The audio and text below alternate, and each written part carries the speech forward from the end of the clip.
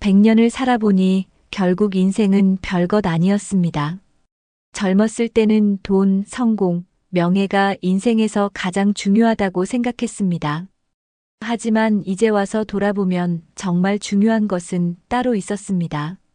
살면서 걱정도 많았고 후회도 많았지만 결국 지나고 보니 다 사소한 일이었습니다.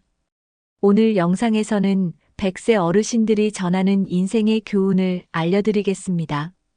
100년을 살아본 분들이 직접 깨달은 것들이기에 우리에게 큰 도움이 될 것입니다. 젊을 때는 미처 깨닫지 못했던 것들, 하지만 시간이 지나고 보니 가장 중요한 것들. 이 5가지 교훈을 알면 인생을 훨씬 더 후회 없이 살 수 있을 것입니다. 이 영상을 끝까지 보시면 앞으로 어떻게 살아야 할지에 대한 힌트를 얻을 수 있습니다.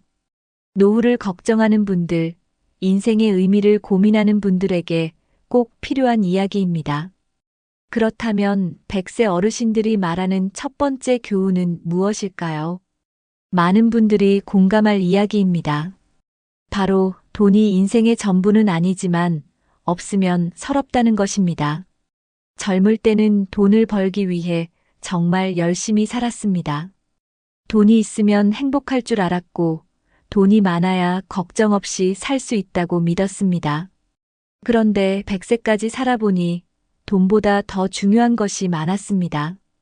건강, 가족, 친구, 그리고 삶을 즐기는 태도가 더 큰 영향을 줬습니다. 하지만 동시에 돈이 부족하면 선택의 폭이 좁아진다는 것도 깨달았습니다. 돈이 없으면 병원에 가고 싶어도 갈 수 없고 먹고 싶은 것도 마음대로 먹지 못합니다.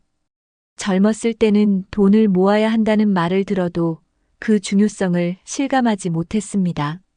하지만 나이가 들고 보니 돈이 많고 적음보다 더 중요한 것은 꾸준한 수입이 있는 것이었습니다. 노후에 고정적으로 들어오는 돈이 있으면 삶이 훨씬 안정되고 자유로워집니다. 결국 돈을 어떻게 모으고 어떻게 관리하느냐가 인생 후반부의 행복을 결정짓습니다. 돈 때문에 고생하는 노인이 되느냐, 걱정 없이 편안한 노후를 보내느냐는 젊었을 때 결정됩니다.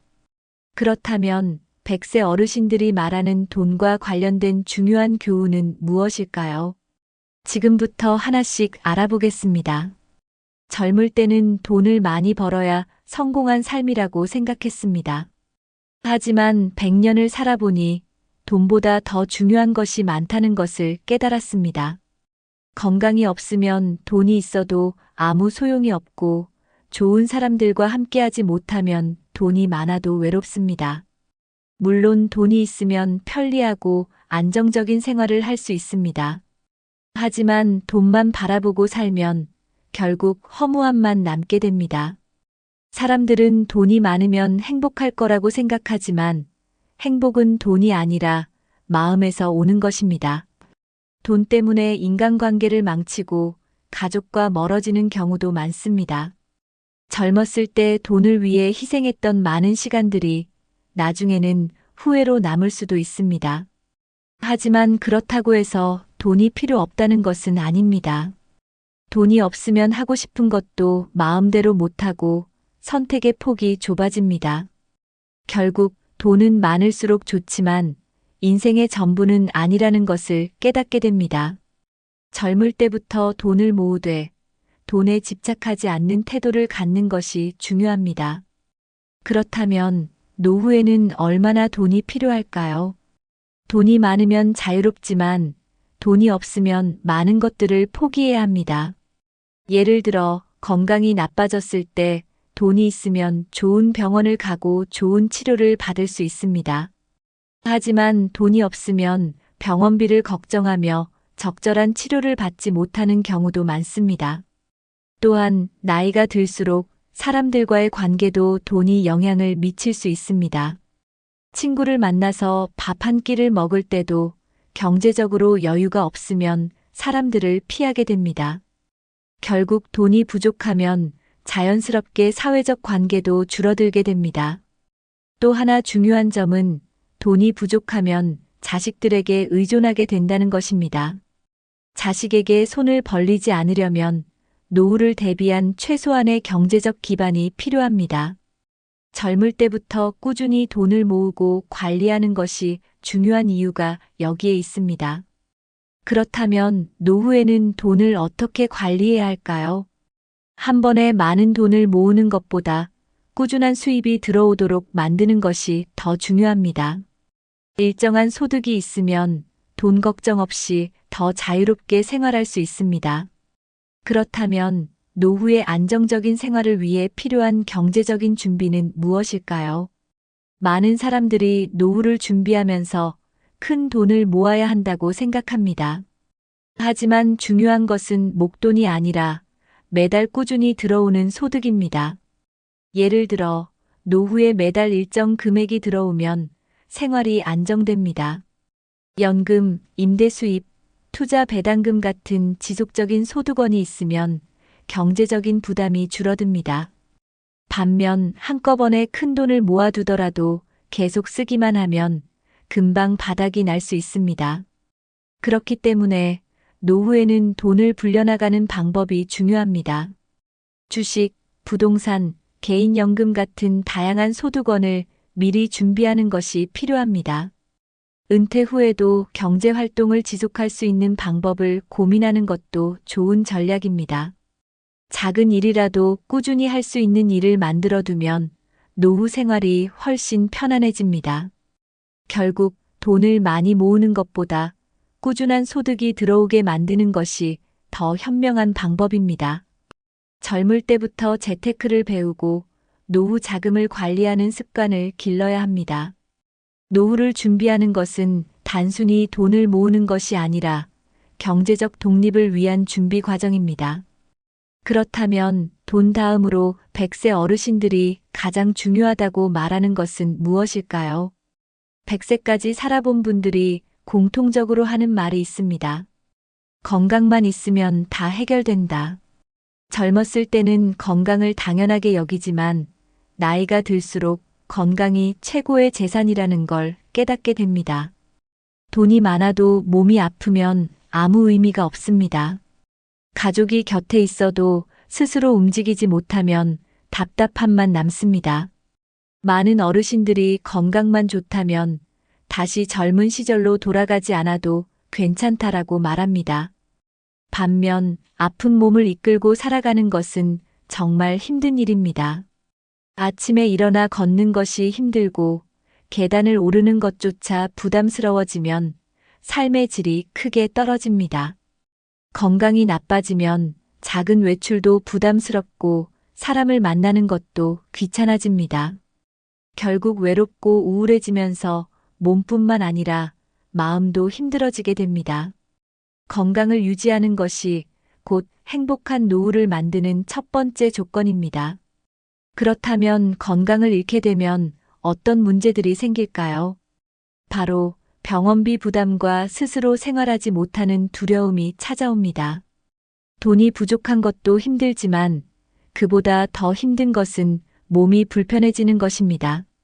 걸을 수 없고 스스로 씻지도 못하고 식사도 혼자 못하게 되는 순간이 오면 모든 것이 어렵습니다. 병원비도 문제지만 내 몸을 스스로 움직이지 못하는 것이 가장 두렵습니다. 치매가 오거나 관절이 망가지거나 중풍이 오면 혼자 생활하는 것이 거의 불가능해집니다. 자식들이 돌봐줄 수도 있지만 현실적으로 오랜 기간 부양받는 것은 어렵습니다. 결국 요양병원이나 요양시설로 가야 하는 경우가 많습니다. 하지만 시설에 간다고 해서 모든 것이 해결되는 것은 아닙니다. 낯선 환경에서 지내는 것은 생각보다 큰 스트레스가 됩니다. 무엇보다도 스스로 할 수 있는 것이 없어진다는 것이 가장 큰 고통입니다.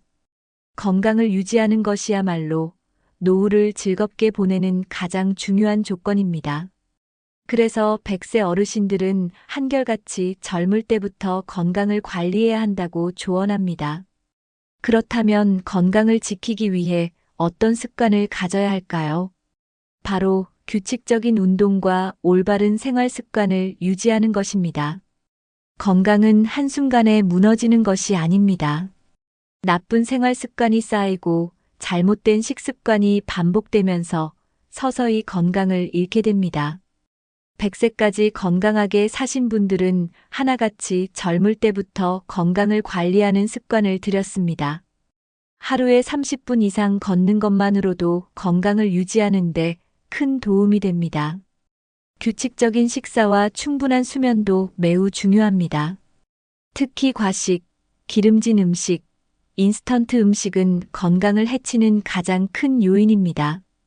담배와 술을 멀리하고 하루 한 끼라도 신선한 채소와 단백질을 챙겨 먹어야 합니다. 스트레스를 줄이고 긍정적인 마인드를 유지하는 것도 건강에 큰 영향을 줍니다. 운동, 식습관, 정신 건강 이 세 가지를 지키면 건강한 노후를 보낼 수 있습니다. 건강을 잃고 나서 후회하지 않도록 지금부터라도 생활 습관을 바꾸는 것이 중요합니다. 젊을 때 아무렇지 않게 했던 행동들이 나중에는 큰 후회로 남을 수 있습니다. 오늘부터라도 조금씩 건강한 습관을 실천해 보세요. 그렇다면 100세 어르신들이 강조하는 또 다른 중요한 교훈은 무엇일까요? 인생을 살다 보면 많은 사람을 만나게 됩니다. 그 중에는 좋은 사람도 있고 나쁜 사람도 있습니다. 믿고 의지했던 사람이 배신하는 경우도 있고 예상치 못한 곳에서 도움을 받는 경우도 있습니다. 100세까지 살아보니 사람을 너무 쉽게 믿으면 상처받을 일이 많았습니다. 하지만 모든 사람을 의심하면서 살 수도 없습니다.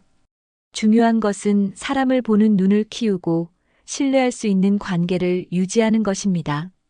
쉽게 정을 주기보다는 상대가 어떤 사람인지 천천히 지켜보는 것이 필요합니다. 가까운 사이일수록 돈 거래는 피하는 것이 좋습니다. 사람 때문에 힘들어하지 않으려면 적당한 거리 유지가 필요합니다. 믿을 사람과 거리를 둘 사람을 구별하는 것이 인생을 편하게 사는 비결입니다. 하지만 그렇다고 해서 모든 관계를 끊고 살 필요는 없습니다. 오히려 평생 함께할 수 있는 좋은 인연을 만드는 것이 더욱 중요합니다. 그렇다면 어떤 관계가 오래가고 의미 있는 관계일까요? 세상을 살다 보면 나에게 진심으로 잘해주는 사람과 그렇지 않은 사람이 구별됩니다. 겉으로는 친절하지만 속으로는 자기 이익만 생각하는 사람도 많습니다. 반면 진심으로 나를 아껴주고 어려울 때 곁에 있어주는 사람도 있습니다. 좋은 인연을 오래 유지하려면 나 또한 좋은 사람이 되어야 합니다. 관계는 서로 주고받는 것이기 때문에 나부터 성실하고 믿음직한 사람이 되어야 합니다. 사람을 대할 때 항상 계산적으로 행동하면 결국 혼자가 될 수도 있습니다. 하지만 모든 사람에게 다 잘해줄 필요도 없습니다. 평생을 함께할 수 있는 몇 명의 좋은 친구가 있다면 그것만으로 충분합니다. 가족보다 더 의지가 되는 친구도 있고 힘들 때 도움을 주는 지인도 있습니다.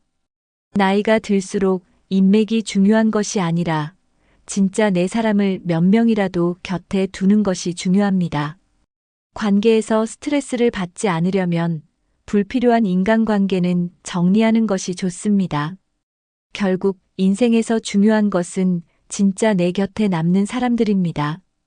그렇다면 100세까지 살아보니 가족과의 관계는 어땠을까요? 젊을 때는 친구도 많고 사회생활도 활발하지만 나이가 들면 결국 가족이 남습니다. 친구는 멀어지고 사회와의 연결도 점점 약해지면서 의지할 사람은 가족뿐이 됩니다. 아플 때 곁에 있어주고 힘들 때 챙겨주는 사람은 결국 가족입니다.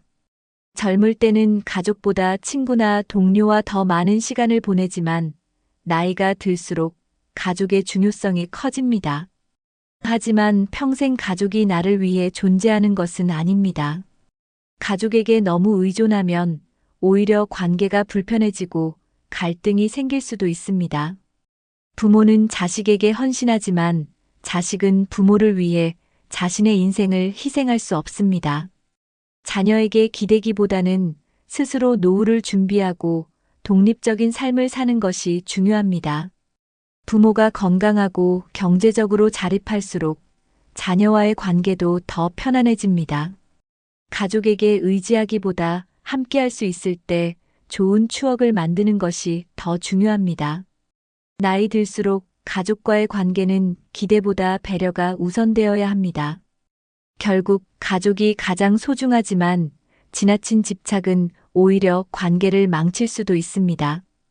그렇다면 자식에게 집착하면 왜 불행해질까요?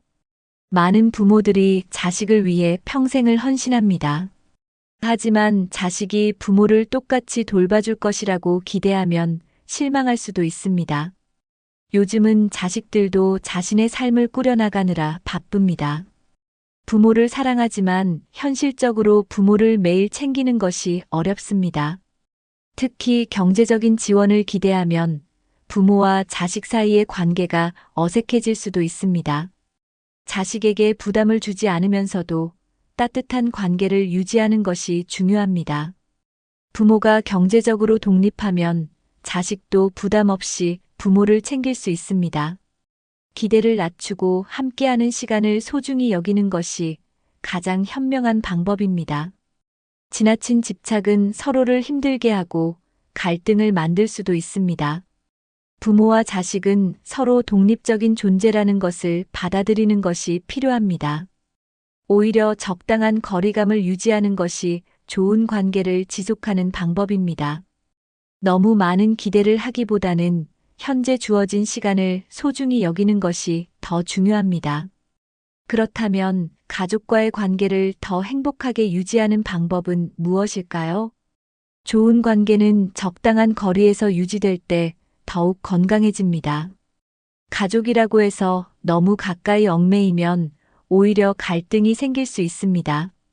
자식의 삶을 간섭하지 않고 독립적인 관계를 유지하는 것이 필요합니다. 가족 간에도 각자의 공간과 삶이 있다는 것을 존중해야 합니다. 자식에게 의존하지 않고 스스로 만족할 수 있는 삶을 만들어야 합니다. 부모가 경제적으로 안정적이고 건강하면 자식도 부모를 더 편안하게 대할 수 있습니다. 자주 만나지 않더라도 만날 때마다 따뜻한 관계를 유지하는 것이 중요합니다. 서로의 삶을 존중하면서 좋은 기억을 쌓아가는 것이 가족 관계의 핵심입니다. 부모와 자식 모두 자유로운 관계를 가질 때 더욱 행복한 가족이 될 수 있습니다. 지나친 집착을 버리고 서로의 삶을 응원하는 것이 가장 좋은 관계입니다. 결국 가족은 평생 함께하는 가장 소중한 사람들이지만 너무 기대하거나 의존하면 불행해질 수도 있습니다. 그러니 사랑하지만 부담 주지 않는 관계를 유지하는 것이 중요합니다. 그렇다면 100세 어르신들이 마지막으로 강조하는 인생 교훈은 무엇일까요? 인생을 살다 보면 힘든 순간이 많습니다. 하지만 시간이 지나고 보면 대부분의 걱정과 고민은 별것 아니었습니다. 젊을 때는 작은 문제에도 고민하고 스트레스를 받지만 결국 다 지나가는 일입니다. 100세까지 살아보니 인생에서 정말 중요한 일은 몇 가지뿐이었습니다. 가족과의 시간, 건강, 그리고 마음의 평온이 결국 가장 중요했습니다. 돈, 직장, 인간관계 문제로 고민했던 순간들이 나중에는 다 사소하게 느껴졌습니다. 결국 걱정한다고 해결되는 일은 거의 없습니다. 지금 힘든 일이 있더라도 시간이 지나면 분명 해결될 것입니다. 그러니 너무 걱정하지 말고 인생을 더 여유롭게 바라보는 것이 중요합니다. 불필요한 걱정과 고민을 줄이면 삶이 훨씬 가벼워집니다. 인생은 한 번뿐이니 후회 없이 살아가는 것이 가장 중요합니다. 그렇다면 후회 없는 삶을 살기 위해 가장 중요한 것은 무엇일까요? 바로 하고 싶은 일이 있다면 미루지 않는 것입니다. 많은 사람들이 나중에 해야지라고 말하며 하고 싶은 일을 미룹니다. 하지만 100세까지 살아보니 하고 싶은 일은 바로 해야 한다는 것을 깨달았습니다. 기회는 언제나 오는 것이 아니며 시간이 지나면 하고 싶어도 못할 수도 있습니다. 건강이 있을 때, 기회가 있을 때 해야 할 일을 미루지 않는 것이 중요합니다. 여행을 가고 싶다면 지금 가야 합니다. 사랑하는 사람에게 표현하고 싶다면 바로 해야 합니다. 배우고 싶은 것이 있다면 늦었다고 생각하지 말고 시작해야 합니다. 후회는 하지 않은 일에서 오는 경우가 많습니다. 지금 이 순간이 가장 젊은 순간입니다. 그러니 주어진 시간 안에서 최선을 다해 즐기는 것이 중요합니다. 나중에 후회하지 않도록 오늘을 소중히 살아야 합니다. 결국 인생은 우리가 어떻게 살았느냐가 아니라 어떻게 느꼈느냐가 더 중요합니다. 그렇다면 100세 인생에서 가장 후회되는 것은 무엇일까요? 많은 어르신들이 가장 후회하는 것은 하지 못한 일들이라고 말합니다. 용기를 내서 도전해보지 못한 일들, 사랑한다고 말하지 못한 순간들이 후회로 남습니다. 돈을 더 벌지 못한 것보다 하고 싶은 일을 하지 못한 것이 더 아쉽습니다. 젊을 때는 시간이 많을 것 같지만 인생은 생각보다 짧습니다.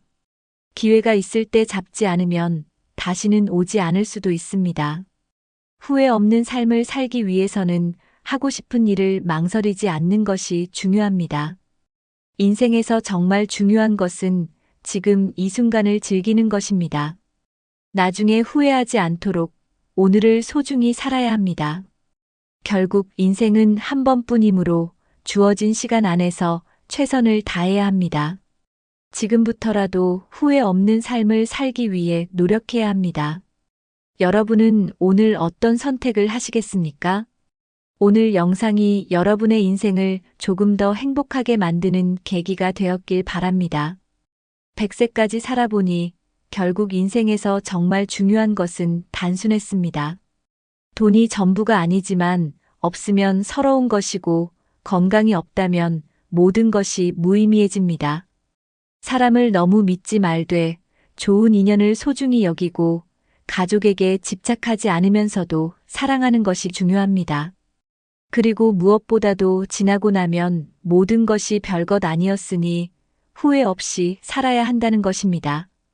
인생을 길게 살아본 분들이 공통적으로 하는 조언을 듣고 나니 우리의 삶을 다시 한번 돌아보게 됩니다.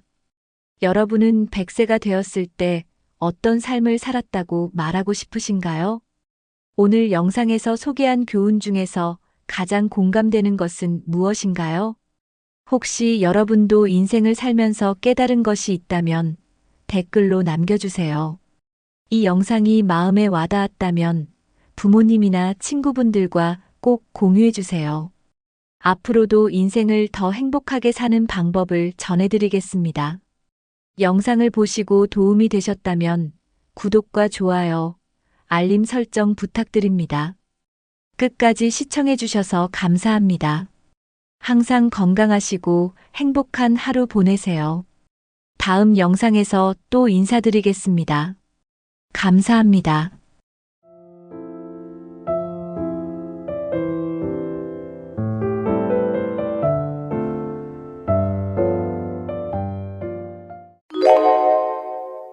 술하고 담배, 어느 쪽이 더 나쁠까요? 이 질문 한 번쯤은 생각해 보신 적 있으시죠?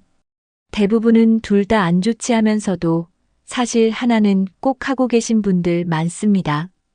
어떤 분은 나는 담배는 안 피워도 술은 끊을 수 없어라고 하시고, 어떤 분은 술은 입에 안 대지만 담배는 못 끊겠어라고 하시죠.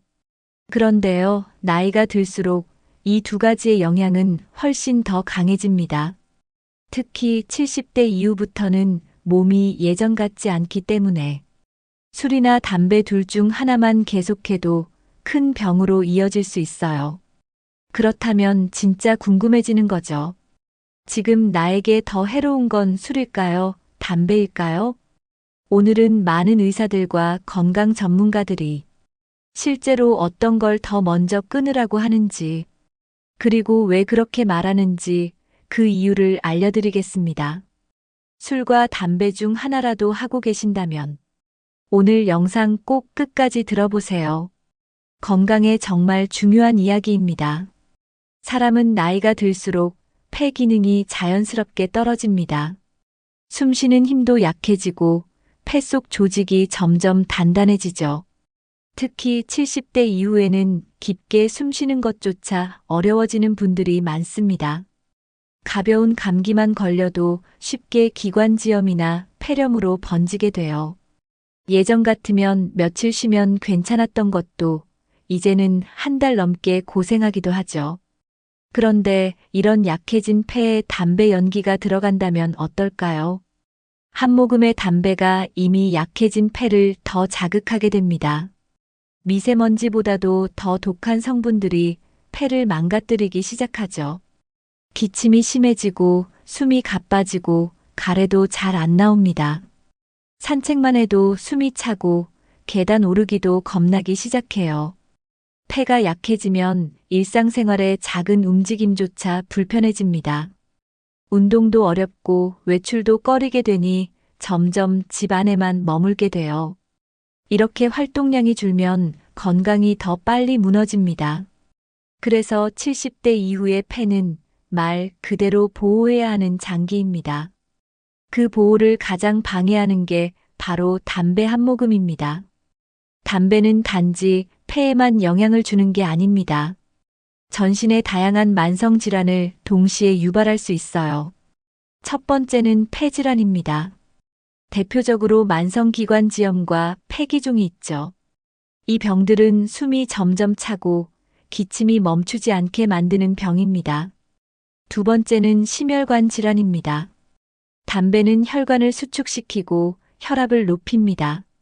이로 인해 심장병, 심부전, 뇌졸중 위험도 같이 올라가죠. 세 번째는 당뇨병입니다. 흡연은 인슐린 저항성을 높이고 혈당을 불안정하게 만듭니다. 당뇨가 있는 분이 담배를 피우면 합병증 위험이 크게 증가합니다. 네 번째는 치매입니다. 뇌혈류가 떨어지고 뇌세포 손상이 가속화되기 때문이에요. 특히 70대 이후에는 치매의 위험이 급격히 높아지기 때문에 더 위험합니다. 이 네 가지 질환은 대부분 되돌릴 수 없는 병입니다. 치료보다 예방이 훨씬 중요한 병이기도 하죠. 그런데 담배는 이 모든 질환의 시작점이 될 수 있습니다. 즉, 담배 하나로 네 가지 병의 가능성이 동시에 열리는 겁니다. 그래서 의사들은 담배를 복합질환의 씨앗이라고 부릅니다. 많은 연구에서 흡연이 수명을 단축시킨다는 결과가 나와 있습니다. 특히 노년층일수록 그 영향은 훨씬 빠르고 강하게 나타납니다. 담배는 매일 피울수록 몸 안의 세포를 조금씩 죽입니다. 피부, 폐, 심장, 신경 온몸이 동시에 손상을 받습니다. 흡연자는 비흡연자보다 평균 수명이 10년 가까이 짧아진다는 연구도 있어요. 이미 질병이 있는 사람은 더 빠르게 건강이 악화되죠. 담배를 끊지 않으면 아무리 약을 먹어도 큰 효과를 보기 어렵습니다. 금연을 하면 수개월 내에 폐 기능이 눈에 띄게 좋아집니다. 혈압도 내려가고 숨도 편해지고 체력도 조금씩 돌아오기 시작해요. 담배를 끊는 것만으로도 심장병과 뇌졸중 위험이 뚜렷하게 줄어듭니다. 전문가들은 금연을 가장 확실한 건강 회복법이라고 말합니다. 지금 70대라도 금연하면 남은 인생의 질이 완전히 달라질 수 있어요. 늦었다고 생각할 때가 아니라 지금이 가장 빠른 시기입니다. 단 한 모금의 담배가 앞으로의 10년을 바꿀 수 있습니다. 그래서 지금 바로 오늘부터 끊는 게 중요합니다. 술을 마시면 가장 먼저 영향을 받는 장기는 간입니다. 그런데 간은 침묵의 장기라고 불릴 만큼 아파도 아무 증상을 보이지 않고 버티는 장기예요. 그래서 상태가 많이 나빠질 때까지 대부분 눈치채지 못합니다. 술을 자주 마시다 보면 간세포가 조금씩 손상되기 시작합니다. 처음에는 피로만 조금 느끼다가 어느 순간 간 기능이 급격히 떨어지기도 해요. 간경변이나 간암으로 이어지는 경우도 많습니다. 특히 70대 이후에는 간의 회복력이 현저히 떨어지기 때문에 한번 손상되면 되돌리기 어려운 상태가 됩니다. 문제가 생겼을 때 병원에 가도 이미 늦은 경우가 많습니다. 복수가 차거나 황달이 생기거나 식욕이 사라질 수 있어요. 술을 계속 마시고 있는데 특별한 증상이 없다고 안심하면 안 됩니다. 오히려 조용히 손상이 진행 중일 가능성이 높습니다. 그래서 나이가 들수록 괜찮겠지라는 말은 가장 위험한 말이 됩니다. 간은 조용히 망가지고 한번 무너지면 다시는 돌아오지 않습니다. 술은 뇌에도 조용히 영향을 주기 시작합니다. 단순히 기분을 좋게 하는 게 아니라 뇌세포를 손상시켜요. 술을 자주 마시면 기억력 저하가 빨라지고 집중력이 떨어집니다. 장기적으로는 치매 위험이 크게 올라갑니다. 특히 나이가 많은 분일수록 뇌가 약해져 있어 더 취약해요. 술을 마시고 나서 자꾸 멍하게 있거나 말수가 줄어드는 경우 뇌 기능이 서서히 떨어지고 있다는 신호일 수 있습니다. 또한 술은 우울증과도 밀접한 관련이 있어요. 처음엔 기분이 좋아지지만 반복되면 감정 기복이 심해지고 자존감이 낮아지고 무기력해지면서 우울감이 깊어질 수 있습니다. 특히 혼술이 많아질수록 외로움과 우울은 더 커지게 됩니다. 술이 감정을 조절한다고 믿는 건 착각일 수 있어요. 오히려 감정을 무디게 하고 뇌를 지치게 만드는 원인이 됩니다. 기분 때문에 마시기 시작한 술이 결국 정신 건강을 무너뜨릴 수 있습니다. 나이 들수록 뇌 건강은 가장 중요한 자산이 됩니다. 나이가 들수록 균형 감각이 점점 약해집니다. 그런데 술을 마시면 몸의 중심을 잡는 기능이 더 떨어지게 돼요.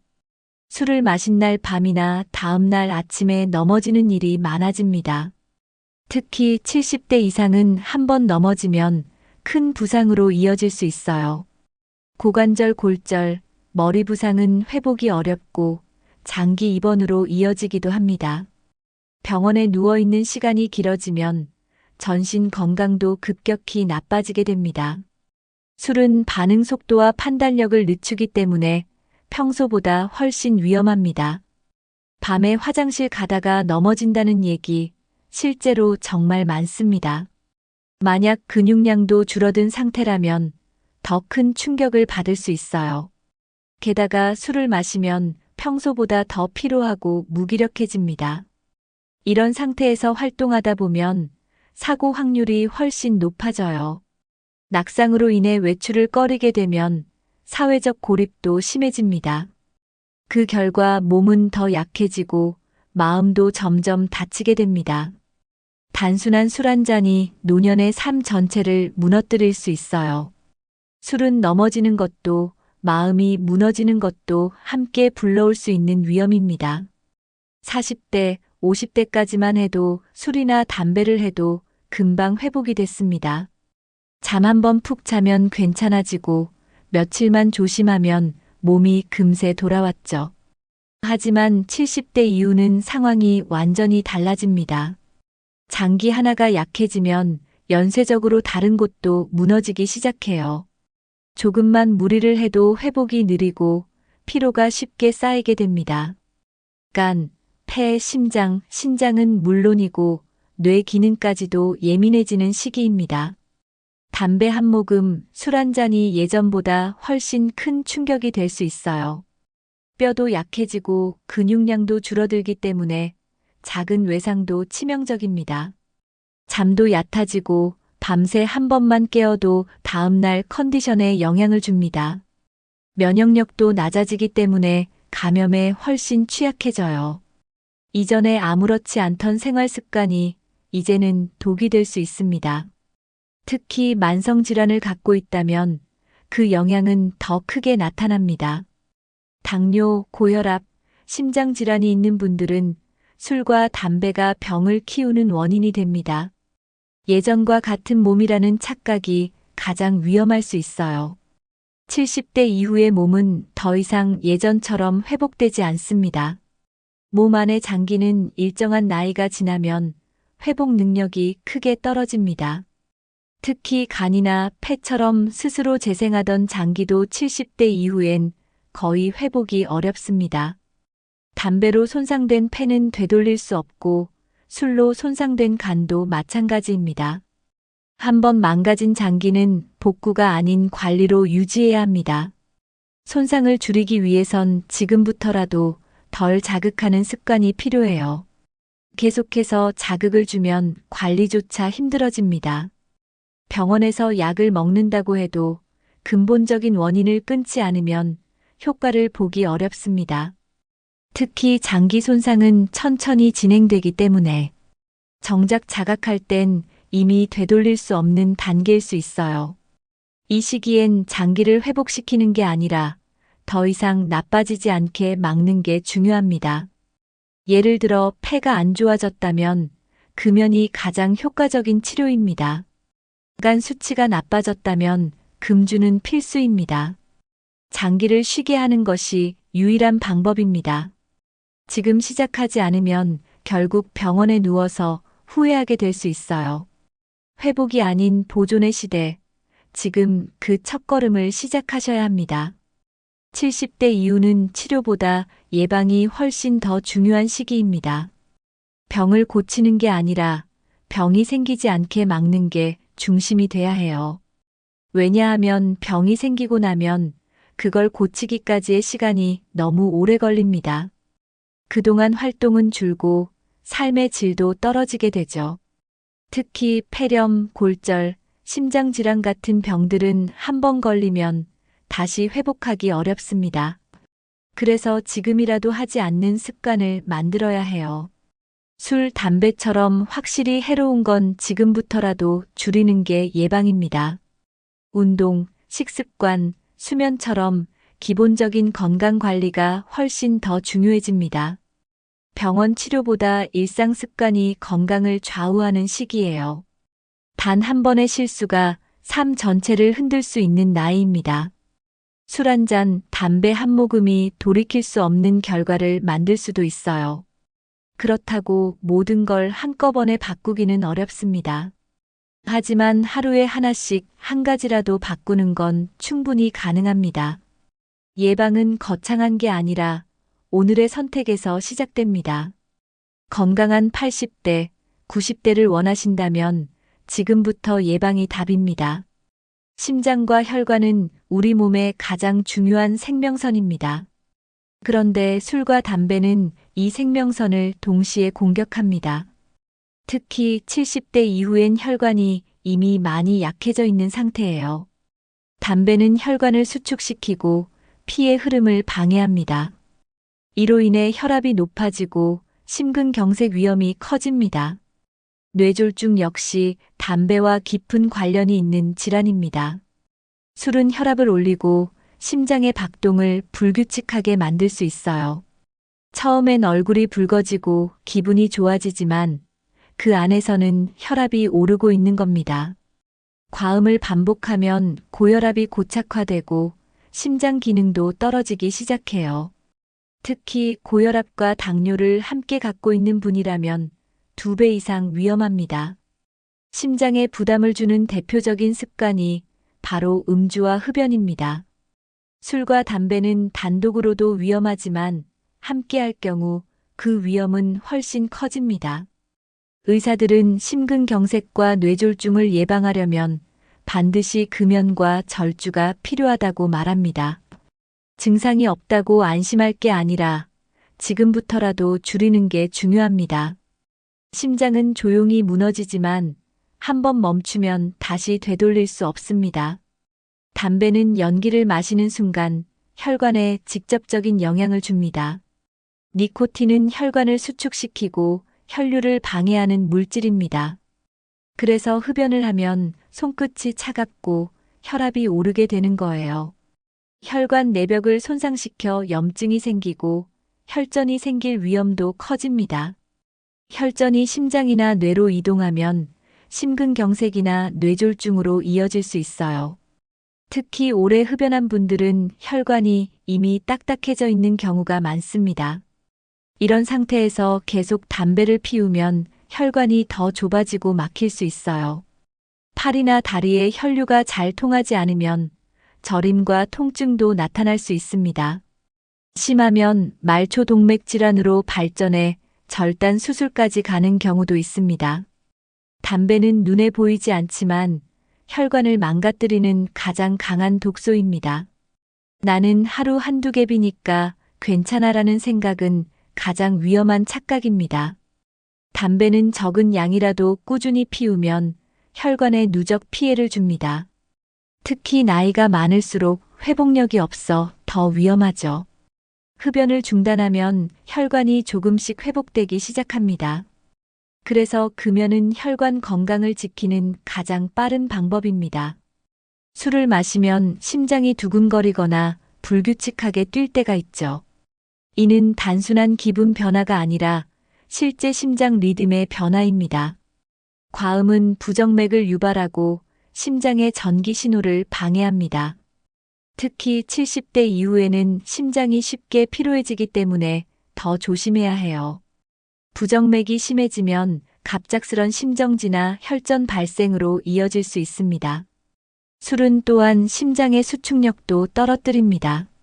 심장이 약해지면 전신으로 피를 보내는 기능이 줄어들고 피로감이 심해져요.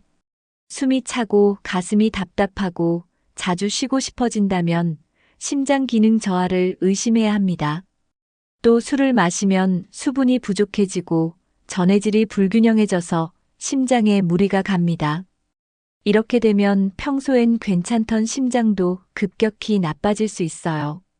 특히 심장약을 복용 중인 분이라면 음주는 약 효과를 방해하고 부작용을 키울 수 있습니다. 심장은 아주 민감한 장기입니다. 술 한 잔도 큰 변화를 만들 수 있는 민감한 기관이죠. 심장 건강을 지키기 위해선 무엇보다 안 마시는 것이 우선입니다.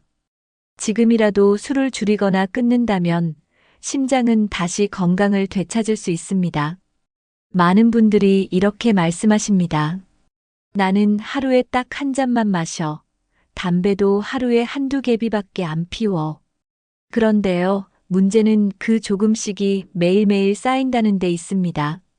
하루 한 잔이라도 매일 마시면 한 달이면 30잔, 1년이면 300잔이에요. 담배도 마찬가지죠. 하루 2갭이라도 1년이면 700개비가 넘습니다. 이 정도 양이면 결코 적지 않은 자극입니다. 간과 폐는 그 자극을 매일 받아내야 하죠. 결국 손상이 계속 누적되면서 회복이 불가능해집니다. 특히 70대 이후에는 해독 기능이 현저히 떨어지기 때문에 예전보다 훨씬 적은 양에도 영향을 크게 받습니다. 나는 많이 안 하니까 괜찮다는 생각은 젊었을 때 이야기입니다. 지금은 적은 양도 몸에 큰 영향을 줄 수 있는 나이입니다. 적당히가 건강에 좋은 시기는 이미 지났다고 봐야 해요. 조금씩이라도 계속하는 게 아니라 지금이라도 줄이는 게 필요합니다. 나에게 맞는 기준이 아니라 내 몸에 맞는 기준으로 바꿔야 할 때입니다. 젊었을 땐 몸속 간과 신장이 술과 담배의 독소를 어느 정도 걸러냈습니다. 하지만 70대가 되면 그 능력은 눈에 띄게 줄어듭니다. 간은 손상된 세포를 재생하는 힘이 떨어지고 신장도 노폐물을 걸러내는 기능이 약해집니다. 그래서 예전보다 훨씬 더 작은 양에도 부작용이 심하게 나타날 수 있어요. 같은 술 한 잔도 예전보다 오래 취하고 회복도 느려지게 됩니다. 담배 연기도 폐 깊숙이 남아 몸에 오래 머무르게 되죠. 혈압, 혈당, 심장 박동도 영향을 받아 일상생활이 불편해집니다. 이 시기엔 어떤 자극도 한 번에 들어오고 천천히 빠져나가는 상태가 됩니다. 몸이 이미 쌓인 독소를 다 배출하지 못한 상태에서 새로운 자극이 들어오면 그건 바로 부담이 되는 거예요. 가끔 술 마시고 며칠 동안 기운이 없거나 가래가 안 멎는 것도 이 때문입니다. 회복이 안 되는 몸은 자극보다 휴식이 더 필요합니다. 이젠 얼마나 마시느냐보다 안 마시는 날이 많아야 건강해질 수 있어요. 지금부터라도 쉬게 해주는 것, 그게 진짜 건강 관리입니다. 지금 다 끊으라는 말이야? 라고 물으실 수 있습니다. 사실 한 번에 술과 담배를 다 끊는 건 누구에게나 쉽지 않은 일입니다. 하지만 중요한 건 지금부터라도 줄이기 시작하는 것이에요. 일주일에 한 번 마시던 술을 2주일에 한 번으로, 하루 2개비 피우던 담배를 1개비로 줄이는 것부터입니다. 그렇게 시작하면 몸이 달라지는 걸 스스로 느끼게 됩니다. 숨이 덜 차고 아침이 덜 피곤하고 기분도 조금씩 맑아져요. 그 변화를 느끼면 자연스럽게 더 줄이게 됩니다. 주변 가족에게 미리 알리고 도움을 요청하는 것도 좋은 방법입니다. 누가 대신 끊어줄 수는 없지만 함께 줄여갈 수는 있어요. 실천 가능한 목표부터 정하는 게 제일 중요합니다.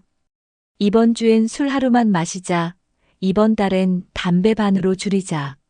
그렇게 천천히 줄여가다 보면 어느 순간 완전히 끊게 될 수도 있습니다. 완벽하게 끊는 게 목표가 아니라 지금보다 더 나은 방향으로 가는 게 중요합니다.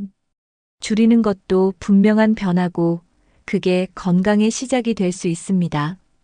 의사들이 금연을 가장 먼저 권하는 이유는 단순합니다. 담배는 피우는 즉시 우리 몸에 해를 주기 때문입니다. 특히 혈관이 바로 반응합니다. 바로 수축되고 혈류가 감소해요.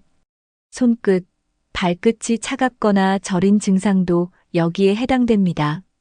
심장은 더 세게 뛰어야 하고 혈압은 올라가게 됩니다.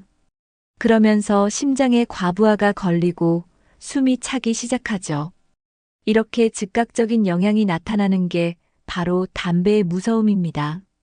술은 시간이 지나면서 영향을 주는 반면 담배는 지금 이 순간 몸에 직접 타격을 줍니다.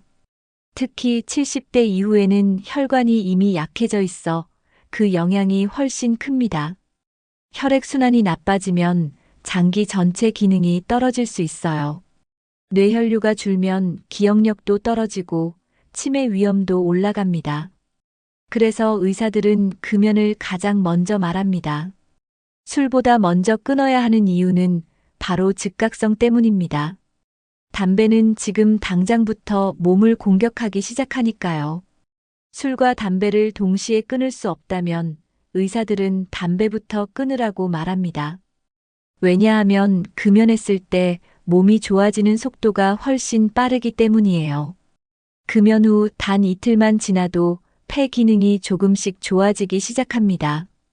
일주일만 지나면 숨이 덜 차고 가래도 줄어드는 걸 느낄 수 있어요. 한 달이 지나면 피부도 맑아지고 입냄새도 사라지게 됩니다. 3달이 지나면 폐가 스스로 회복하는 힘을 다시 가지기 시작하죠. 혈압도 안정되고 수면의 질도 높아지는 효과가 있습니다. 술은 효과가 천천히 나타나고 사람에 따라 다를 수 있지만 담배는 끊는 순간부터 몸이 회복 모드로 바뀝니다. 의사들은 바로 이 회복 속도 때문에 금연을 더 먼저 권합니다. 특히 심장병, 고혈압, 당뇨가 있는 분들은 담배를 끊는 것만으로도 병의 진행 속도가 확연히 느려진다고 말합니다. 금연은 돈도 안 들고 효과도 빠르고 누구나 시도할 수 있습니다. 오늘부터라도 줄이기만 해도 몸은 그 신호를 받아들이기 시작해요. 빠르게 변화시키고 싶다면 담배부터 멈추는 것이 가장 좋은 선택입니다. 실제로 많은 분들이 금연 후 건강이 확 좋아졌다고 말합니다. 몇 년 동안 고생하던 기침이 사라졌다는 분도 있고 병원 갈 일이 줄어들었다는 분들도 많아요. 한 분은 금연 3개월 만에 고혈압 약을 줄이게 됐다고 하셨고 다른 분은 숨이 편해져서 다시 운동을 시작하셨다고 해요. 이런 변화는 약이 아니라 오로지 금연 하나로 가능해진 겁니다. 담배를 끊으면 혈액순환이 좋아지고 면역력도 회복됩니다. 감기 덜 걸리고 몸이 더 가벼워졌다는 분들도 많습니다. 정신적으로도 안정감이 생기고 짜증이 줄었다는 후기도 있어요. 금연은 단지 폐만 지키는 게 아니라 전신 건강에 영향을 줍니다. 담배를 끊는 것만으로도 몸이 다시 살기 시작했다는 걸 느끼게 됩니다. 가족들도 함께 응원해주고 주변에서 칭찬도 받다 보면 그 자체가 또 하나의 건강한 동기부여가 됩니다. 그리고 가장 중요한 건 늦지 않았다는 것입니다. 지금이 바로 금연의 가장 빠른 시기입니다. 오늘 영상에서 살펴본 술과 담배 이야기 어떠셨나요? 둘 다 건강에 해롭다는 건 누구나 알고 있지만 나이가 들수록 그 해로움의 크기는 훨씬 더 커집니다. 특히 70대 이후에는 회복이 느리고 장기 손상이 쉽게 쌓입니다. 의사들이 담배부터 끊으세요라고 말하는 이유도 바로 여기에 있습니다. 담배는 피우는 순간부터 몸 전체에 나쁜 영향을 줍니다. 술도 마찬가지예요. 장기적으로 간과 뇌, 심장에 영향을 미칩니다. 하지만 지금부터라도 하나씩 바꾸면 몸은 반드시 반응합니다. 줄이는 것만으로도 숨이 편해지고 피로가 줄고 삶이 달라질 수 있어요. 중요한 건 완벽하게 끊겠다보다 오늘부터 실천하겠다는 마음입니다. 오늘 들으신 내용 중 가장 마음에 남는 부분이 있으셨나요? 또는 술이나 담배를 끊어보신 경험이 있다면 댓글로 나눠주세요. 그 경험이 누군가에게는 큰 용기가 될 수 있습니다. 이 영상이 도움이 되셨다면 좋아요와 구독, 그리고 가족에게 공유도 부탁드립니다. 지금부터라도 천천히 바꿔가면 남은 인생이 훨씬 더 건강하고 편안해질 수 있습니다. 여러분의 건강한 일상을 항상 응원하겠습니다. 감사합니다.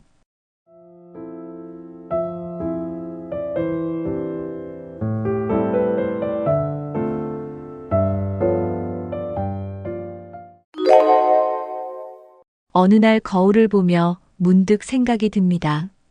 나도 이제 예순이 아니라 70을 넘어섰구나. 그런데 신기하게도 70 전과 70 중반 이후는 조금 다르게 느껴지죠. 숨이 조금 더 차고 사람 만나는 것도 조금 더 귀찮아집니다. 예전엔 넘기던 가벼운 통증이 이제는 오래 가고요. 다 나이 들어서 그렇지 하고 넘기기 쉬운 이 시점.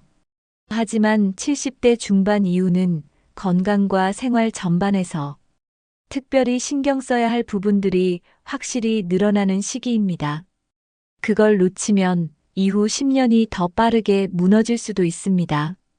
그래서 오늘은 75세 전후부터 꼭 체크해야 할 6가지 핵심 포인트를 알려드릴게요. 병원 가기 전, 약을 먹기 전.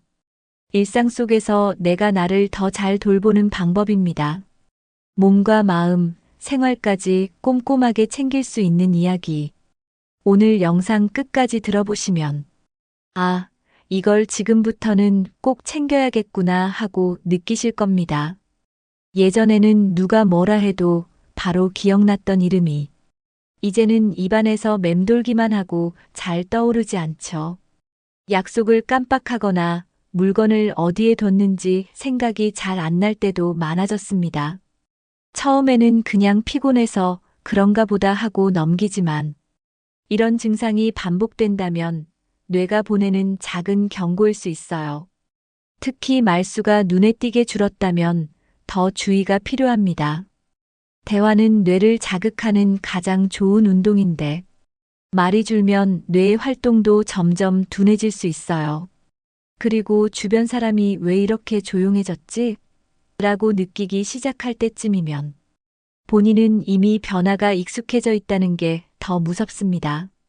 나이 들어도 기억력은 완전히 잃는 게 아니라 사용을 덜하면 줄어드는 겁니다. 뇌도 근육처럼 자주 써야 탄탄하게 유지됩니다. 신문 기사 한 줄이라도 소리 내어 읽고 하루 일과를 누구에게라도 말로 정리하는 습관이 필요합니다. 그 작은 습관 하나가 기억력을 지켜주는 큰 힘이 됩니다. 기억이 조금씩 흐릿해지는 건 자연스러운 노화일 수 있습니다. 하지만 문제는 그것이 어느 순간 병으로 넘어갈 수 있다는 점이에요. 경도인지장애는 말 그대로 가벼운 인지기능 저하 상태입니다. 아직은 일상생활을 할 수 있지만 치매로 발전할 가능성이 높죠. 주변 사람들이 예전 같지 않다고 느끼는 순간이 중요합니다. 예를 들어 같은 말을 반복하거나 했던 이야기를 잊고 또 물어보는 경우가 잦아졌다면 신호일 수 있어요. 또 시간이나 장소 개념이 헷갈리기 시작한다면 더 주의해야 합니다. 경도인지장애는 조기에 발견하면 진행을 막을 수 있습니다. 병원에서는 간단한 검사만으로도 확인이 가능해요. 이 시기를 놓치면 치매가 빠르게 진행될 수도 있습니다. 그래서 70대 중반 이후에는 1년에 한 번 정도 기억력 검진을 권장합니다. 또한 낯선 행동이나 감정 변화가 생기면 바로 전문가 상담을 받아야 합니다. 치매는 늦게 발견할수록 가족 모두가 힘들어지기 때문입니다. 조기 발견, 조기 관리. 그것이 뇌 건강을 지키는 가장 큰 방법입니다. 뇌는 자극을 주지 않으면 점점 게을러지는 기관입니다. 그래서 매일 간단한 자극이라도 꾸준히 주는 게 중요해요. 가장 좋은 방법은 말하기와 쓰기입니다. 누군가에게 하루에 있었던 일을 설명하거나 짧은 일기를 쓰는 것만으로도 뇌는 활발히 움직입니다. 또 하나 좋은 방법은 계산입니다. 슈퍼에서 잔돈을 계산하거나 머릿속으로 숫자를 더해보는 습관도 좋아요. 퍼즐 맞추기나 간단한 퀴즈 풀기, 십자 말풀이도 뇌를 자극하는데 효과적입니다. TV만 보는 생활보다 손과 머리를 같이 쓰는 활동이 훨씬 좋습니다. 매일 새로운 단어 하나 외우기, 노래 가사 따라 불러보기 같은 것도 좋습니다. 식사 시간에 가족과 오늘의 뉴스를 한 줄씩 말해보는 것도 큰 도움이 됩니다. 중요한 건 복잡하거나 어렵지 않아도 된다는 점이에요. 뇌는 작은 자극에도 금방 반응합니다. 매일 똑같은 일상에서도 일부러 새로운 걸 찾는 습관이 필요합니다. 오늘부터 뇌에게도 하루 한 번씩 운동을 시켜주는 느낌으로 시작해 보세요. 예전엔 아무렇지 않게 걷던 길도 어느 순간부터는 조금만 걸어도 숨이 차고 다리가 뻐근합니다. 걷는 속도가 느려졌다는 건 몸이 균형을 유지하는데 어려움을 겪고 있다는 신호예요. 다리를 끌듯이 걷거나 한쪽으로 쏠리는 느낌이 있다면 더 주의가 필요합니다. 무릎이 약해졌거나 허리 중심이 흔들리고 있다는 뜻일 수 있어요. 특히 일상 속에서 의자에서 일어날 때 예전보다 더 힘이 들어간다 느껴지면 근육이 줄고 있는 겁니다. 근육이 줄면 체중을 지탱하는 힘도 약해지고 작은 충격에도 쉽게 넘어질 수 있습니다. 걸음걸이에서 나타나는 변화는 단순한 노화가 아닐 수도 있어요. 실제로 낙상 사고는 보통 처음 느꼈던 불편함을 그냥 넘기면서 시작됩니다. 걸음이 예전 같지 않다면 하루에 10분만이라도 집 안에서 바르게 걷는 연습을 해보는 것도 도움이 됩니다. 걸음 속도와 자세 변화는 우리 몸이 보내는 가장 직접적인 신호예요. 그 신호를 놓치지 않는 것이 낙상을 예방하는 첫걸음입니다. 의외로 많은 낙상 사고는 집 안에서 일어납니다. 욕실에서 미끄러지거나 침대에서 내려오다 넘어진 사례가 많아요. 왜냐하면 집 안은 익숙하기 때문에 방심하기 쉬운 공간이기 때문입니다. 발에 걸리는 문턱, 미끄러운 바닥, 정리가 안 된 전선 하나가 큰 사고로 이어질 수 있어요. 특히 밤에 화장실 가다가 넘어지는 일이 굉장히 많습니다. 어두운 조명, 급한 움직임, 졸린 상태가 겹치기 때문이에요. 또 실내에서 슬리퍼를 신는 경우 뒤축이 없는 신발은 더 위험합니다. 주방에서도 물이 튀어 바닥이 미끄러워지는 경우가 많고 작은 의자에 올라가 물건을 꺼내려다 넘어지는 사고도 자주 발생합니다. 집은 안전한 공간이지만 그만큼 철저하게 관리해야 더 안전해집니다. 매트는 미끄럼 방지 기능이 있는 것으로 바꾸고 손잡이 하나만 설치해도 사고를 줄일 수 있어요. 익숙하다고 생각하는 공간일수록 더 꼼꼼히 점검하는 습관이 필요합니다. 집안이 안전해야 몸도 마음도 편해집니다. 낙상은 단순한 넘어짐이 아니라 삶 전체를 흔들 수 있는 사고입니다. 한번 넘어져서 고관절이 부러지면 회복하는데 몇 달이 걸릴 수도 있어요. 그러다 보면 외출을 꺼리게 되고 활동량도 줄어들게 됩니다. 이렇게 몸이 약해지고 외로움도 커지면서 건강이 전반적으로 무너집니다. 그래서 낙상을 미리 막는 게 정말 중요합니다. 매일 스트레칭과 다리 힘을 기르는 간단한 운동부터 시작해 보세요. 계단을 오르내릴 때는 꼭 손잡이를 잡고 천천히 움직이세요. 물건을 들고 이동할 때는 무조건 시야를 가리지 않도록 해야 합니다. 실내 조명은 항상 밝게 유지하고 특히 밤엔 센서 등을 설치하면 좋아요. 화장실 바닥은 늘 마른 상태를 유지하고 손잡이를 설치해 두는 게 안전합니다. 실내에서는 바닥이 미끄럽지 않은 신발을 신는 게 좋고 가능하면 침대보다는 앉았다 일어서기 쉬운 높이의 의자에서 생활하는 게 좋습니다. 또한 낙상을 경험한 적이 있다면 바로 재활 운동을 시작하는 것이 중요합니다. 주변 가족도 함께 낙상 예방에 관심을 가져주는 것이 필요해요. 생활 속 작은 습관이 낙상을 막고 건강한 일상을 지켜주는 힘이 됩니다. 계단을 오를 때 예전보다 숨이 더 차고 가슴이 조이는 느낌이 자주 든다면 꼭 확인이 필요합니다. 이런 증상은 단순한 노화가 아니라 심장 기능 저하의 신호일 수 있어요. 심장은 나이가 들수록 펌프 기능이 약해지기 때문에 혈액을 온몸에 고르게 보내지 못하면 피로감도 심해집니다. 특히 70대 중반 이후에는 심장 근육이 많이 약해져 있는 상태예요. 그래서 작은 움직임에도 숨이 차거나 가슴에 압박감이 생길 수 있습니다. 가슴이 두근거리거나 불규칙하게 뛴다면 심방세동일 가능성도 있어요. 이런 증상은 한 번이라도 나타났다면 병원에서 꼭 확인을 받아야 합니다. 대부분은 초기의 약물 치료로 충분히 관리가 가능하기 때문에 무시하지 말고 바로 진료를 받는 것이 중요합니다. 심장은 한 번 크게 무너지면 회복이 오래 걸립니다. 그래서 사소한 증상일수록 더 빨리 대처해야 해요. 조금 쉬면 괜찮아지겠지라는 생각은 가장 위험한 판단이 될 수 있습니다. 숨이 찬다, 가슴이 답답하다, 이런 느낌이 반복된다면 반드시 확인해 보셔야 합니다. 고혈압은 별다른 증상이 없어 조용한 살인자라고 불립니다. 혈압이 높아져도 대부분은 모르고 지나치는 경우가 많아요.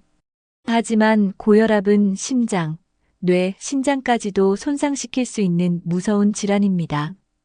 특히 고혈압이 심방세동과 함께 나타나면 위험은 훨씬 커집니다. 심방세동은 심장이 불규칙하게 뛰는 상태로 혈액순환이 원활하지 않게 돼요. 이 상태가 오래 지속되면 혈전이 생길 수 있고 그것이 뇌졸중으로 이어질 수 있습니다. 그래서 70대 중반 이후에는 정기적인 혈압 측정과 심전도 검사가 꼭 필요해요.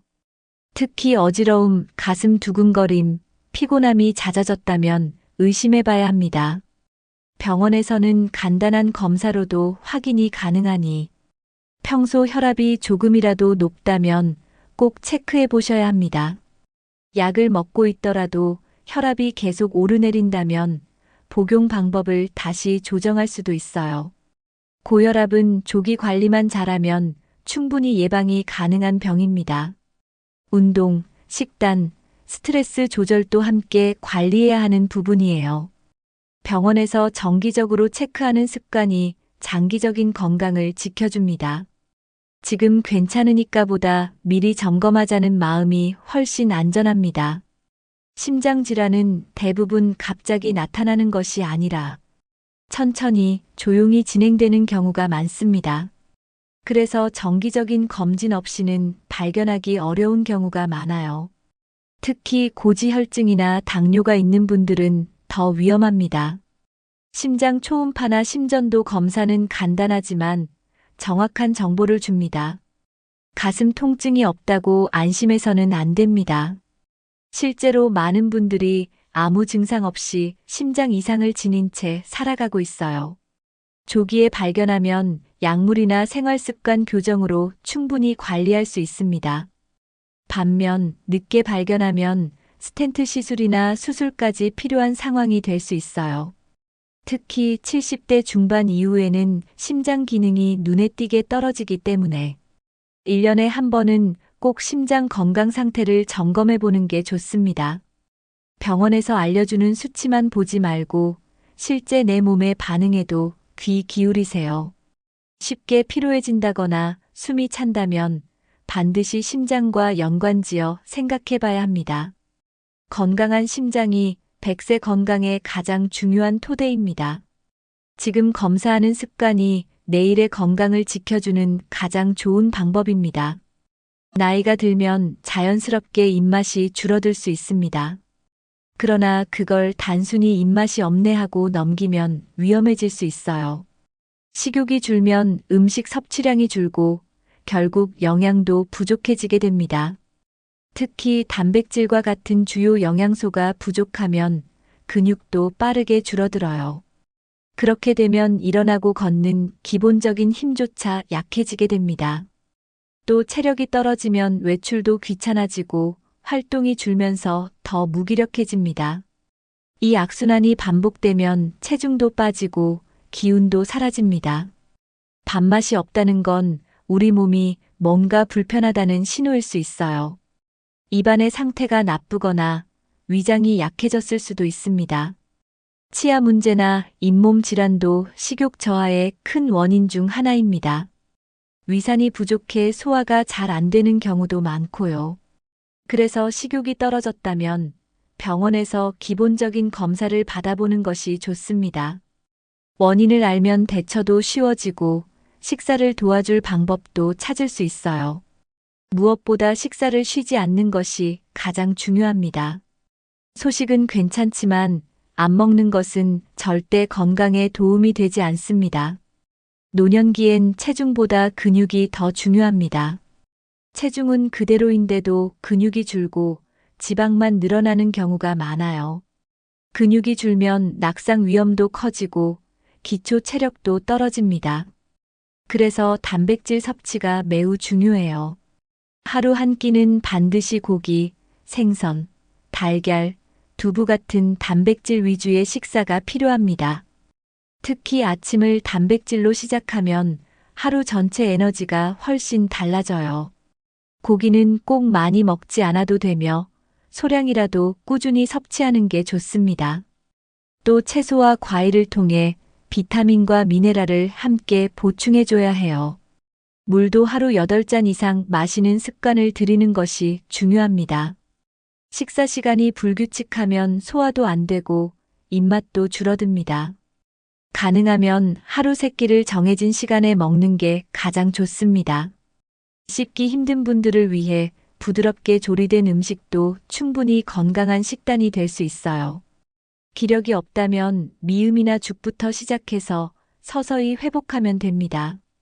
가장 중요한 건 맛이 없더라도 몸을 위해 먹는다는 마음가짐입니다. 꾸준한 식사는 약보다 더 좋은 건강 지킴이입니다. 예전에는 과식하지 마라, 기름기 피하라는 말이 많았지만 70대 중반 이후엔 오히려 잘 먹는 것이 더 중요해집니다. 너무 깔끔하게, 너무 소식만 하다 보면 오히려 힘이 없어져요. 노화가 진행되면 장기들도 영양을 더 필요로 하기 때문에 필요한 영양을 제대로 공급하지 않으면 건강이 더 나빠질 수 있습니다. 특히 위축성 위염, 변비, 빈혈 같은 증상이 있는 분들은 더 신경 써야 해요. 이럴 땐 음식의 양보다 질에 집중해야 합니다. 소화 잘 되는 고기나 생선, 달걀 요리를 자주 드시는 게 좋습니다. 한 끼라도 걸으면 하루의 에너지가 뚝 떨어지기 때문에 간단한 죽이나 스프라도 챙겨서 먹는 습관이 중요해요. 반찬은 짜지 않게, 조미료는 줄이고 재료 본연의 맛을 살리는 것이 좋아요. 색깔이 다양한 음식일수록 영양도 풍부하다는 점 기억해 두세요. 비타민 D와 칼슘은 따로 챙기는 것도 도움이 됩니다. 약이 아닌 음식으로 영양을 채우는 습관이 가장 오래가는 건강 비결이에요. 이 시기엔 적게 먹자보다 잘 먹자가 더 필요합니다. 나이가 들수록 자연스럽게 혼자 있는 시간이 많아집니다. 친구는 줄고 가족은 바쁘고 대화할 기회가 줄어들죠. 처음엔 괜찮다고 느껴도 시간이 지나면 마음이 서서히 무거워집니다. 말없이 보내는 하루가 늘어나면 몸도 점점 무기력해져요. 특히 식사, 운동, 수면 같은 기본적인 생활 리듬이 흐트러지기 시작합니다. 혼자 있는 시간이 길어질수록 우울감이 깊어지고 자신도 모르게 짜증이 많아지거나 아무것도 하기 싫어집니다. 이 상태가 계속되면 몸과 마음의 활력이 같이 떨어져요. 몸은 움직이지 않으면 약해지고 마음은 나누지 않으면 다칩니다. 고립은 천천히, 조용히 건강을 무너뜨리는 가장 무서운 적입니다. 누구와도 말하지 않는 하루가 일주일, 한 달이 되면 그때부터는 사람 만나는 것도 부담스럽게 느껴지기 시작합니다. 그래서 더더욱 의식적으로 사람과 연결되는 시간을 만들어야 합니다. 고립은 피할 수 없을 수 있어도 외로움은 막을 수 있습니다. 하루에 단 몇 분이라도 누군가와 연결되는 습관을 만들어야 합니다. 사람은 누구나 누군가와 연결되어 있을 때 더 건강하게 살아갑니다. 말벗 하나만 있어도 삶의 질은 크게 달라져요. 친구와 전화 한 통, 이웃과 짧은 인사도 큰 의미가 있습니다. 또 하나 중요한 건 취미입니다. 내가 좋아하고 즐기는 무언가가 있다는 건 삶의 활력이 됩니다. 그림, 글쓰기, 바둑, 음악, 텃밭 가꾸기 무엇이든 괜찮습니다. 중요한 건 그것이 나에게 소소한 기쁨을 주는 활동이 되어야 해요. 소속감은 스스로가 어디에 속해 있다는 느낌을 주는 것만으로도 충분합니다. 지역 모임, 노인복지관, 마을 카페 같은 곳에서 가벼운 활동 하나라도 참여하는 게 좋습니다.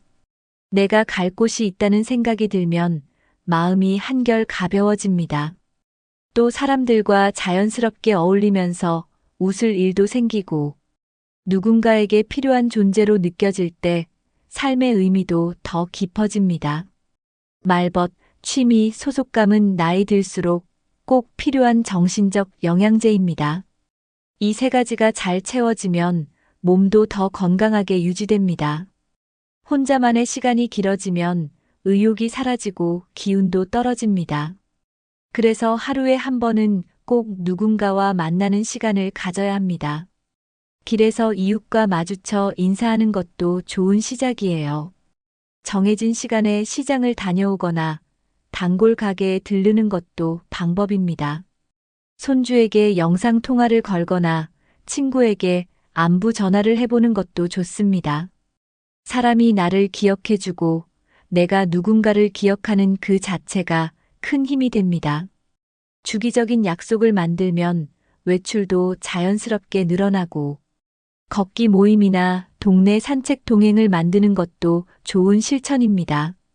처음엔 어색하고 귀찮아도 며칠만 지나면 오히려 기다려지기 시작해요.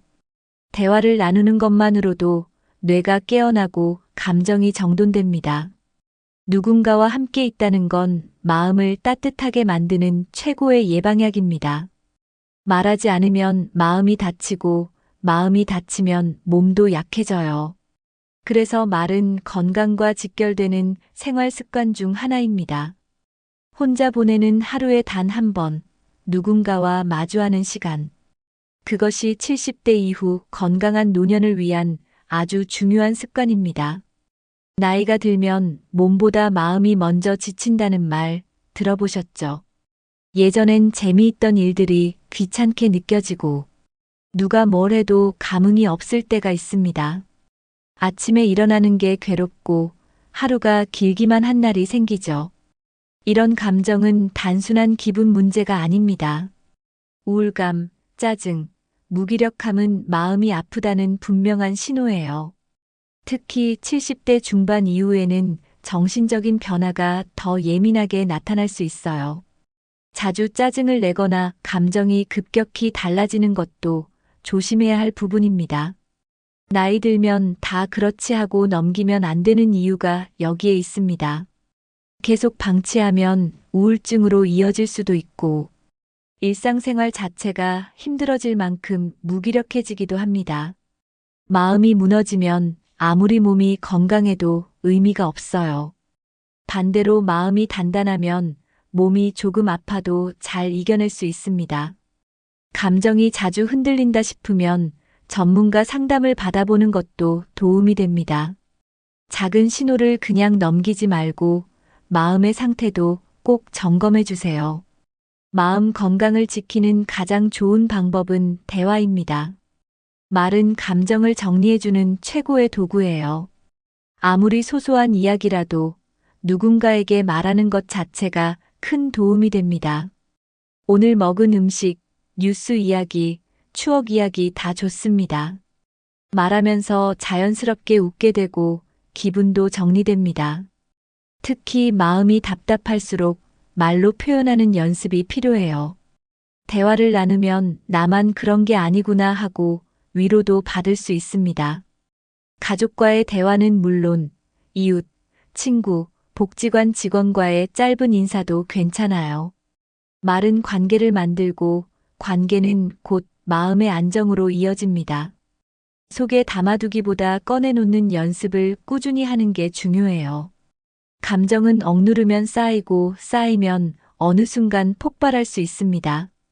그래서 매일 10분이라도 누군가와의 대화를 목표로 삼아보세요. 말하는 그 시간이 나를 지키는 마음의 운동이 됩니다. 감정도 몸처럼 풀어줘야 건강하게 유지됩니다. 매일 말하는 습관, 마음을 건강하게 만드는 첫걸음입니다. 마음이 힘들어질 때 병원도 필요하지만 더 먼저 도움을 줄 수 있는 건 가까운 사람들입니다. 함께 사는 가족, 자주 보는 이웃, 전화 한 통 해주는 친구.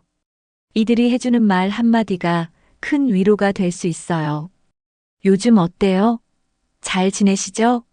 라는 짧은 말이 누군가에게는 하루의 희망이 되기도 합니다. 정신 건강은 겉으로 드러나지 않기 때문에 더 섬세한 관심이 필요해요. 몸이 아프면 병원을 가지만 마음은 스스로 표현하지 않으면 모르기 쉽습니다. 그래서 주변의 작은 관심이 가장 빠른 치료가 될 수 있어요. 같이 산책을 하자고 말하거나 밥 한 끼 같이 먹자는 제안도 큰 도움이 됩니다. 말수 줄어든 가족에게 자꾸 말을 걸고 눈을 마주치는 것도 필요합니다. 병원은 도움의 도구일 뿐 진짜 회복은 관계에서 시작됩니다. 마음은 함께 있어야 치유되고 함께 할수록 단단해집니다. 주변이 따뜻하면 마음도 따뜻해지고 건강도 자연스럽게 좋아집니다. 정신 건강은 함께 살아가는 사람들의 작은 배려로 지켜질 수 있습니다. 오늘 영상에서 말씀드린 70대 중반 이후 신경 써야 할 6가지. 하나하나 다 우리의 삶과 건강에 직접적으로 연결되는 내용이었습니다. 기억력, 근육, 심장, 식사, 관계, 마음. 이 6가지는 모두 따로 있는 게 아니라 서로 연결되어 있습니다.